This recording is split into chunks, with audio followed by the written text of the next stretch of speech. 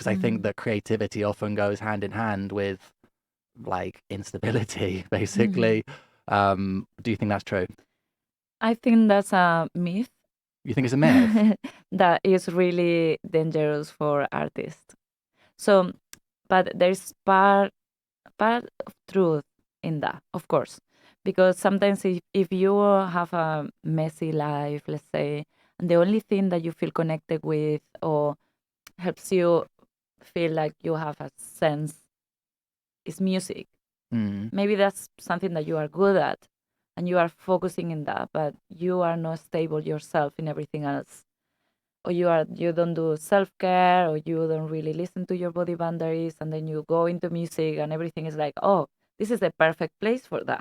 mm, So just like changing your sleeping rhythms and everything else. So I think people who are troubled, they are called to this kind of world mm, because, of course, everything is mixed together. There is a lot of passion.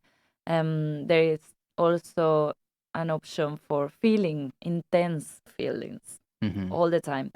And then I don't think you have to be a superstar and trouble, and that doesn't go well together. It's not just some people, of course, when you get to the top, if you haven't had that way, that path from the beginning, or at some mm. point of taking care of yourself or caring for something else apart from your job, for me, that's one of the keys.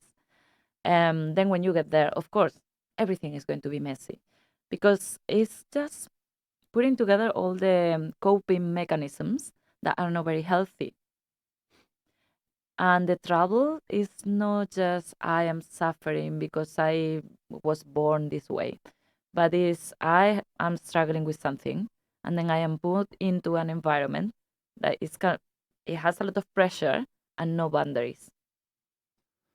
Yeah, I totally get what you're saying.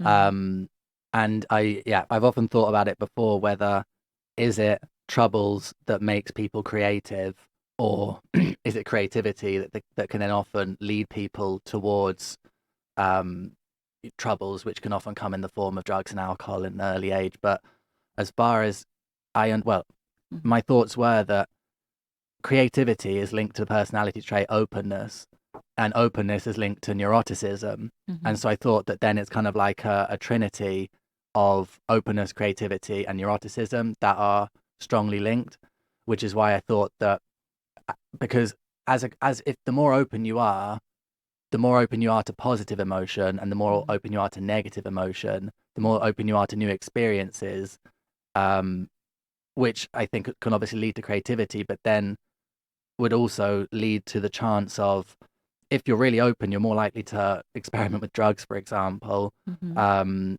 Whereas a less open person is much less likely to do that, and a less open person is much more likely to be stable Mm-hmm. because they're much more likely to focus on order and Mm-hmm. structure and balance.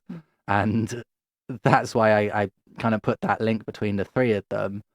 But then it's also, I think that in terms of the people that I meet, often the most brilliant ones are the ones that have had the hardest lives, or like really horrible stuff happened to them. And I think that that probably is because one of the only ways for those people to get out of it is to do something creative, because it Mm-hmm. actually does, like, it's so therapeutic for certain Mm-hmm. people. Mm-hmm. And you see that a lot in the spoken word scene, that some of the best people have had the worst things happen to them, Mm-hmm. and they're like, the intensity, like you mentioned, the intensity and the passion comes out in it. But it's